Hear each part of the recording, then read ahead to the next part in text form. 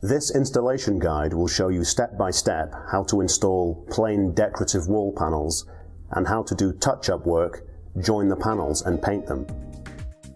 The tools and materials you will need for the installation: a level, a baseboard to support the panels during installation, for paneling which does not begin at ground level, sandpaper 240 grit, a wood saw if the panels need to be cut down to size, spacers to be inserted between panels.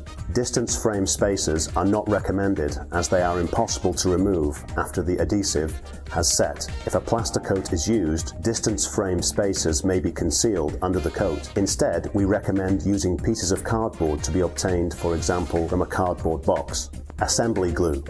Warning: plaster panels attached to the wall with assembly glue are fixed on the wall the day after installation. Only then can the spacers be removed. Touch-up materials. A plaster coat for filling small cracks on the surface of the panels. The spots covered with plaster coat are easy to clean. A plaster filler for filling bigger spaces and repairing corners. Fillings made with this material are long-lasting and scrape-resistant. Installation of decorative panels.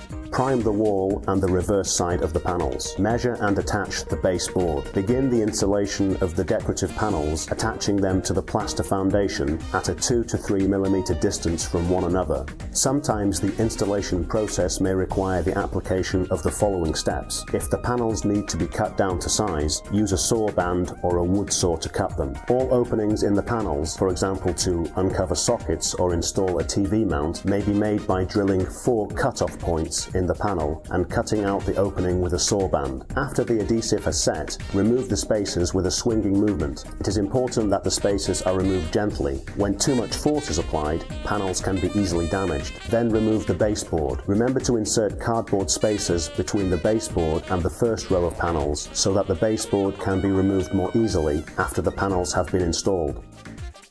Joining the panels. Filling the gaps. Use plaster filler to fill large gaps. Polish the joints with 3 types of sandpaper: grit 80, 120 and 240. If the surface remains uneven, repeat the procedure, applying plaster filler and polish the panels with sandpaper until the joints are smooth.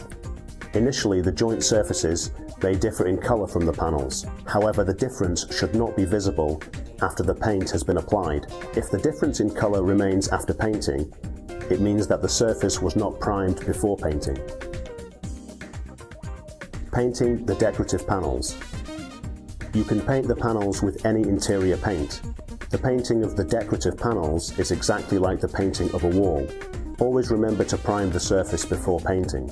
Depending on the decorative effect you want to achieve, you may paint the panels with brushes, rolls, which are suitable for flat designs, or sprayers, which ensure the most even appearance and maximum efficiency. In order to fix the panels very strongly onto a ceiling, for example, which is not their intended use, pins may be applied before painting.